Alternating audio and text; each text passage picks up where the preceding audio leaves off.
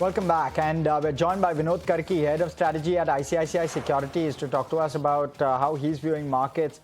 Vinod, markets in a bit of a correction, at least where India is concerned. There is pressure, and this is not necessarily global, right? Because while global markets have been, slightly cautious as well, but not as much as India. India is in a zone of its own. I'm trying to understand, what are you reading in? What is the market missing? Well, if you're just talking about today, I think, yeah, there is some pressure. But in general, if you see the market, I think bottomed out closer to that budget day when it dipped slightly below 25,000, and which was incidentally when the PE also just shrank below 20p. So I think if you see over the last several years, whenever the Nifty PE has shrunk below 20, it has been a reasonably good time to kind of bottom out. And it was also, I mean, fundamentally what happened after that was that we had this respite in terms of the trade deal. And also there were three events actually. The whole budget was focused on manufacturing investments, and it was largely a development package overall. And then the monetary policy talked about how the inflation trajectory will be picking up and the real GDP will also pick up. So which means that the nominal GDP growth would look better going ahead. And then we had the trade deal. So I think if you tie up these three things, it's largely tailwinds for manufacturing investments, nominal growth, I think, which is resulting in the market kind of bottoming out at that level I talked about. And then you will have daily gyration, I mean, here and there, some buying, selling going on. But in general, I think we have kind of bottomed out around the budget day. Interesting you say that. Vinod, but what about specifically the mid and small cap end of the market? Are you getting the same feeling that they too have bottomed out? Because that's where the stark underperformance came in all through last year. No, so SMID is SMID is no longer what you should say a margin of safety or a value play. It is a out and out growth play because what you saw in CY25 was just a mild correction compared to what we saw in 23, 24. If you see CY23 and 24, there was a massive outperformance over the Nifty. And even when I looked just now, before getting into this interview, I just looking at a number, the 3A CAGR for the mid cap and small cap is still a 10-12% kind of outperformance of the Nifty over the 3-year period. So it's the excesses of 23 and 24, which is getting corrected to some extent. And still, if you look at the valuation difference, it is still, they are still expensive. But expensive doesn't mean it will not outperform as long as the growth is, because if you see the latest quarter number also, and we observed that the small cap index actually profit growth was higher than the large cap. And the expectation also, when I look at 26 to 28, while the Nifty growth is expected to be around 14-15%, the SMID space, the indices, if you look at them, they're closer to 20%. So so wherever there will be growth faltering in the SMID space, there will be no margin of safety, nothing to hide over there. And those areas will see sharp correction.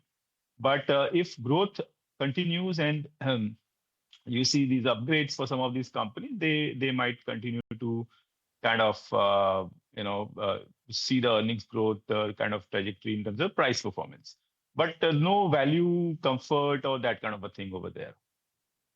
But Vinod, like you also just mentioned, eventually it's all going to boil down to earnings growth coupled with, of course, valuations, right? So are there pockets in the markets where you are seeing a combination of both, or is it still very company-specific story? No, so for the last year or so, if you have been following our research, what we have been highlighting is that there are only two spaces in the market where, especially in the large caps, where value and growth outlook was both improving, and now it starts. So one was the financial space overall. And now financials overall, you've been seeing over the last few months showing outperformance. Some of the banks at all-time high and all that. And even in the commodity space, stocks are kind of performing. but these were the two spaces I think where the outlook for growth is improving, and valuations are still not at the top end of the cycle overall. But if you talk about other sectors, there are valuation excesses, and some of the sectors like IT services and where valuations have corrected, but the growth is a concern.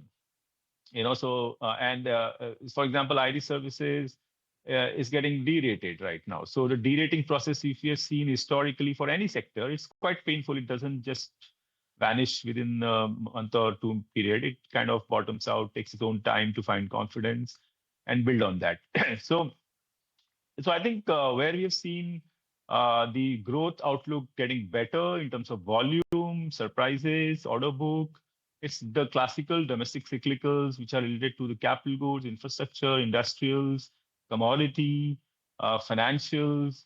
These are spaces, and discretionary consumption to some extent, not the entire consumption space, but pockets of discretionary consumption. These three pockets, I would say, overall financials, large part of the industrial space related to capex investment, manufacturing, and discretionary consumption pockets. I think that's where the growth is. And within that, valuations are much better in financials and some of the industrial space, not much in consumption. Vinod, so how do you see IT, and at what level would you start finding it comfortable to start nibbling on to some of the IT names? Would it be large cap or mid small? So clearly the mid caps are still not reached the kind of valuation comfort level that which large caps have reached. But if you see even the large caps pre-COVID period, before the whole that digitalization euphoria and all that happened, these stocks were happily trading, I think, in the range of 15 to 20p. And now they are starting to get into that range, some of them at least.